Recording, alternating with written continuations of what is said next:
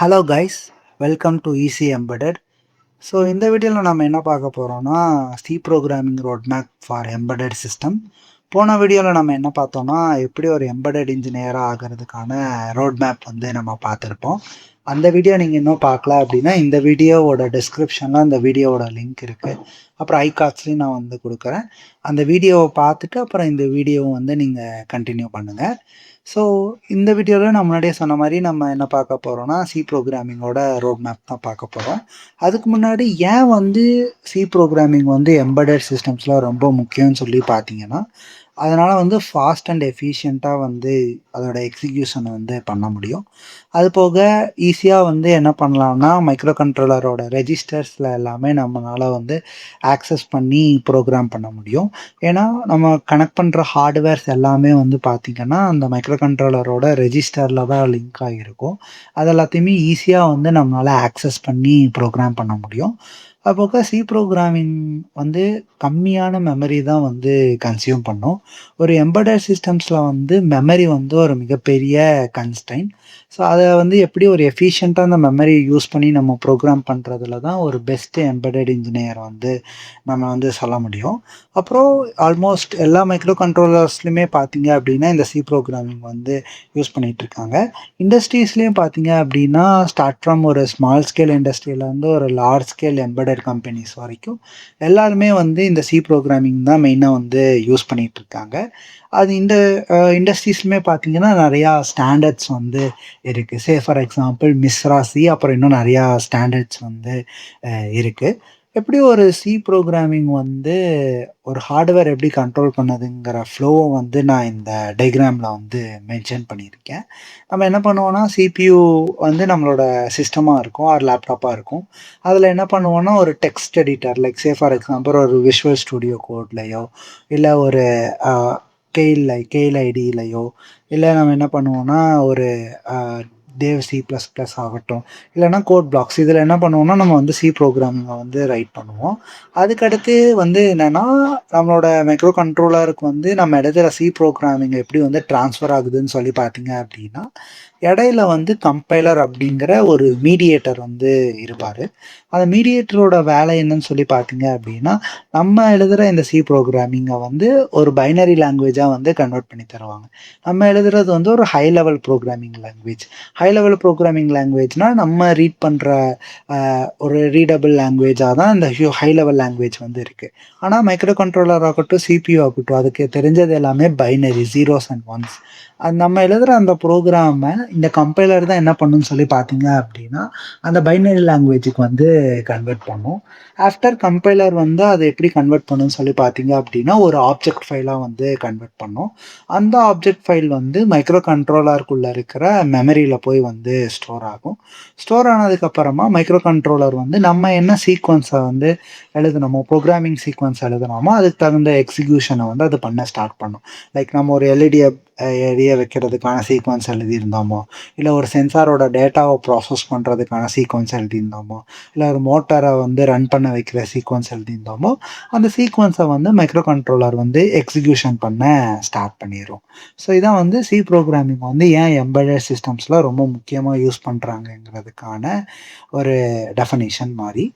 அடுத்து வந்து இதில் என்ன கொடுத்துருக்கேன்னா ஒரு கம்ப்ளீட் லேர்னிங் மேப் வந்து கொடுத்துருக்கேன். எப்படி நம்ம ஒரு சி ப்ரோக்ராமை ஸ்டார்ட் பண்ணி எப்படி எண்ட் பண்ணணும் அப்படிங்கிற ஃபுல் லேர்னிங் மேப் வந்து இதில் இருக்குது.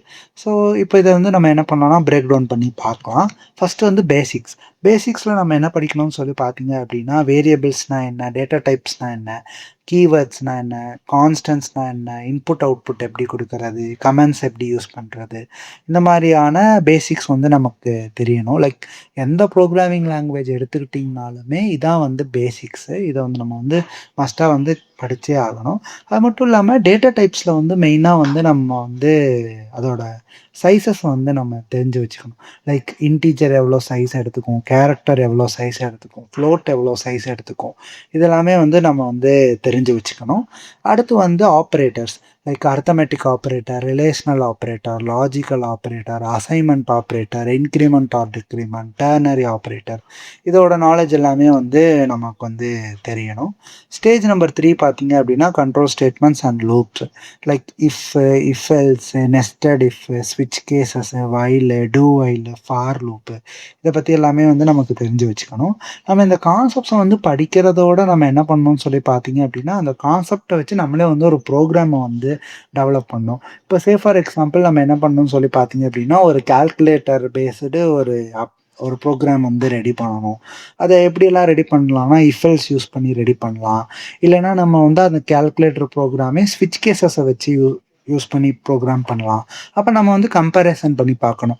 அந்த கேலண்டர் ப்ரோக்ராமில் இஃபெல்ஸில் எழுதுனா எப்படி இருக்குது, அதே மாதிரி ஸ்விட்ச் கேசஸில் எழுதுனா எப்படி இருக்குது. அப்புறம் ஒரு மல்டிப்ளிகேஷன் டேபிளை வந்து நம்ம என்ன பண்ணலாம்னா, ஒரு ஃபார் லூப்லையோ வைல் லூப்லையோ இதில் வந்து நம்ம என்ன பண்ணலாம்னா க்ரியேட் பண்ணி நம்ம அதை எக்ஸிக்யூட் பண்ணி பார்த்தா தான் அந்த லூப்போடைய பர்பஸ் வந்து நமக்கு வந்து தெரியும். ஸோ அடுத்து வந்து பார்த்தீங்க அப்படின்னா ஃபங்க்ஷன்ஸ் பற்றி நமக்கு தெரியணும். எப்படி ஒரு ஃபங்க்ஷனை டிக்ளரேஷன் பண்ணுறது, அந்த ஃபங்க்ஷனை எப்படி டெஃபனிஷன் பண்ணுறது, எப்படி ஒரு ஃபங்க்ஷனை கால் பண்ணுறது, எப்படி ஒரு ஃபங்க்ஷனுக்கு வந்து ஆர்கியூமெண்ட் பாஸ் பண்ணுறது, எப்படி ஒரு ஃபங்க்ஷனுக்கு ரிட்டன் வேல்யூ எழுதுறது, அப்புறம் ரெக்கர்சிவ் ஃபங்க்ஷன்ஸ் பற்றி நமக்கு வந்து தெரியணும். ரெக்கர்சிவ் ஃபங்க்ஷன்னா ஒன்றும் இல்லை, ஒரு ஃபங்க்ஷனுக்குள்ளே அதே ஃபங்க்ஷனை வந்து நம்ம திருப்பியும் வந்து கால் பண்ணி ப்ரோக்ராம் பண்ணுறது தான் வந்து ரெக்கர்சிவ் ஃபங்க்ஷன்ஸ் அப்படின்னு சொல்லுவாங்க. இதுக்கடுத்து நம்ம படிக்க வேண்டியது என்னன்னு சொல்லி பார்த்தீங்க அப்படின்னா, arrays and strings. Like 1D arena என்ன, 2D அரேனா என்ன, ஸ்ட்ரிங்ஸ்னா என்ன, ஸ்ட்ரிங்கோட ஃபங்க்ஷன்ஸ் ஒரு சில இது இருக்குது. Like string copy, string concatenation, string length, இந்த ஃபங்க்ஷன்ஸ் ஒரு பில்டிங் ஃபங்க்ஷன்ஸ் எல்லாமே வந்து நமக்கு தெரியணும். அடுத்து மெயினான இம்பார்ட்டண்ட்டான கான்செப்ட்ஸ் இன் எம்பெடட் ப்ரோக்ராமிங்கில் என்னன்னு சொல்லி பார்த்தீங்க அப்படின்னா, இந்த பாயிண்டர்ஸ் தான். இந்த பாயிண்டர்ஸை யூஸ் பண்ணி தான் நம்ம என்ன பண்ணுவோம்னா, நான் சொன்ன மாதிரி நம்மளோட மைக்ரோ கண்ட்ரோலருக்குள்ளே இருக்கிற அந்த ரெஜிஸ்டர்ஸ் எல்லாம் ஆக்சஸ் பண்ணி நம்ம வந்து ப்ரோக்ராம் பண்ண போகிறோம். என்கிட்ட நிறைய பேர் கேட்பாங்க, ஒரு சி ப்ரோக்ராமிங்க்கும் எம்பெடட் சிக்கும் மெயினான என்ன டிஃப்ரென்ஸ் அப்படின்னு சொல்லி கேட்பாங்க. இப்போ எம்பெடட் சிங்கிறது என்னன்னு சொல்லி பார்த்தீங்க அப்படின்னா, சி ப்ரோக்ராமிங்கோட ஒரு பார்ட்டு தான்.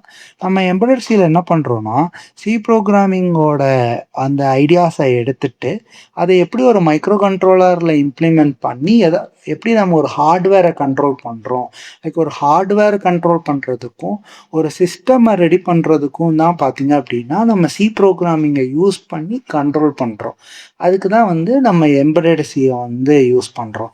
மெயினாக அந்த எம்பெடட் சியில் வந்து பார்த்தீங்க அப்படின்னா இந்த பாயிண்டர்ஸ் கான்செப்ட் வந்து ரொம்ப ரொம்ப இம்பார்ட்டண்ட். அதில் நம்ம என்னென்ன படிக்கணும்னா, பாயிண்டர்ஸோட பேசிக்ஸ் என்ன, அப்புறம் பாயிண்டர்ஸில் அர்த்தமெட்டிக்ஸு, அப்புறம் வந்து பாயிண்டர் டு பாயிண்டர், டபுள் பாயிண்டரோட கான்செப்ட்ஸ் நமக்கு தெரியணும். பாயிண்டர் அண்ட் அரேஸ் பற்றி தெரியணும். பாயிண்டர் அரே, அப்புறம் வாய்ட் பாயிண்டர் பற்றி எல்லாமே வந்து நமக்கு வந்து தெரியணும். அதுக்கடுத்து மெயினாக வந்து ஸ்ட்ரக்சர்ஸ் அண்ட் யூனியன்ஸ் பற்றி தெரியணும். ஸ்ட்ரக்சர்னா என்ன, நெஸ்டட் ஸ்ட்ரக்சர்ஸ்னா என்ன, அரே ஆஃப் ஸ்ட்ரக்சர்ஸ்னா என்ன, யூனியன்ஸ்னா என்ன, டைப் டெஃப் கீவேர்டுக்கு என்ன அர்த்தம், இதெல்லாமே வந்து நமக்கு தெரியணும். அதுக்கடுத்து வந்து மெயினாக பிட்வைஸ் ப்ரோக்ராமிங் வந்து நமக்கு தெரியணும். இப்போ பிட்வைஸ் ப்ரோக்ராமிங்கில் வந்து என்னென்ன வரும்னு சொல்லி பார்த்தீங்க அப்படின்னா, and operation, or operation, XOR operation, not, அப்புறம் லெஃப்ட் ஷிஃப்ட், ரைட் ஷிஃப்ட், இந்த ஆப்ரேஷன்ஸ் எல்லாமே வந்து நமக்கு தெரியணும். இது எல்லாத்தையுமே வந்து பார்த்தீங்க அப்படின்னா பிட்வைஸ் ஆப்ரேட்டர்ஸ்னும் சொல்லுவாங்க. இதை பற்றின அண்டர்ஸ்டாண்டிங் நாலேஜ் வந்து நமக்கு தெரியணும். அதுக்கப்புறம் வந்து மெமரி பற்றி தெரியணும்.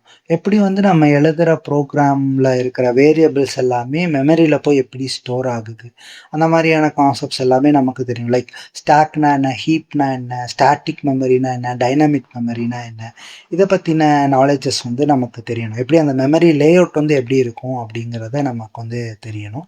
அதுக்கடுத்து 10வது வந்து ஃபங்க்ஷன் பாயிண்டர்ஸ் பற்றி நமக்கு தெரியணும். ஃபங்க்ஷன் பாயிண்டர்ஸ்னால் ஒன்றும் இல்லை, நம்ம என்ன பண்ணுவோம்னா ஃபங்க்ஷன்ஸை எழுதுவோம், அப்புறம் பாயிண்டர்ஸ் வச்சுருப்போம்.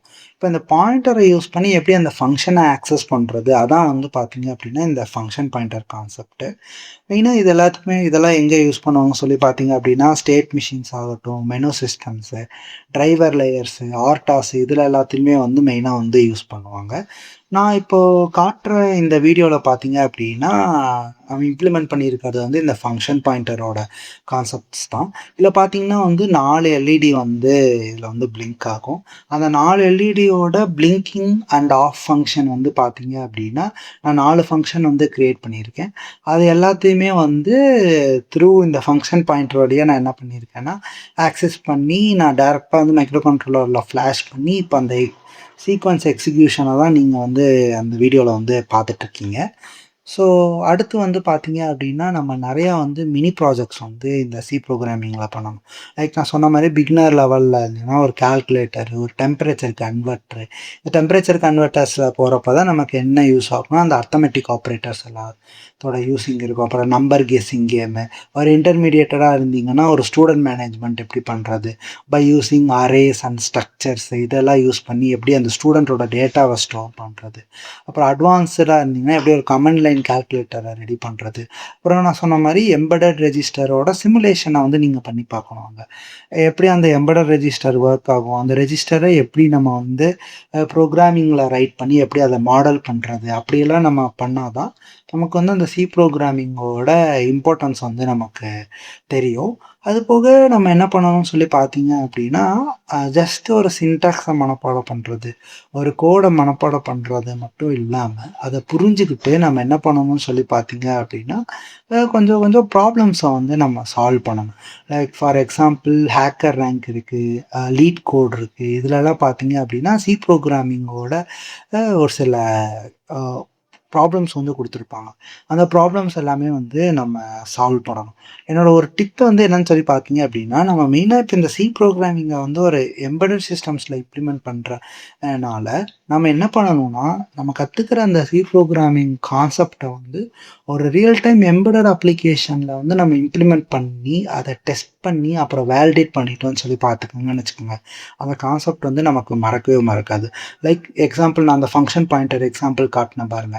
அந்த மாரி நம்ம இம்ப்ளிமெண்ட் பண்ணிட்டோம்னா, அந்த ஃபங்ஷன் பாயிண்டர் கான்செப்ட் ஆகட்டும், லைக் வேற எந்த கான்செப்ட்டுமே வந்து நமக்கு என்னன்னா, மறக்கவே மறக்காது. ஸோ இதான் வந்து ஒரு C programming learning road map for embedded systems. உங்களுக்கு இந்த சி புரோகிராமிங்ல ஏதாவது டவுட்ஸ் இருக்கு, ஏதோ ஒரு கான்செப்ட்ஸ் வந்து புரியல அப்படின்னு சொல்லி ஏதாவது இருந்துச்சு அப்படின்னா, நீங்க மறக்காம கமெண்ட் செக்ஷன்ல சொல்லுங்க. நான் அடுத்து வரக்கூடிய வீடியோஸ்ல அந்த கான்செப்ட்டையும் சேர்த்தி வந்து நான் கவர் பண்றேன். ஸோ இந்த வீடியோ வந்து உங்களுக்கு புடிச்சிருக்கும்னு நெனைக்கிறேன். உங்களுக்கு யூஸ்ஃபுல்லா இருக்கும். யூஸ்ஃபுல்லா இருந்துச்சுன்னா மறக்காம லைக், ஷேர் அண்ட் நம்ம சேனல வந்து சப்ஸ்கிரைப் பண்ணிக்கோங்க. மறக்காம உங்க ஃப்ரெண்ட்ஸுக்கும் வந்து இதைய ஷேர் பண்ணுங்க. அவங்களும் இந்த வீடியோ மூலியமா பயனடையட்டும். ஸோ உங்களெல்லாம் அடுத்த வீடியோல பார்க்குறேன். பாய்.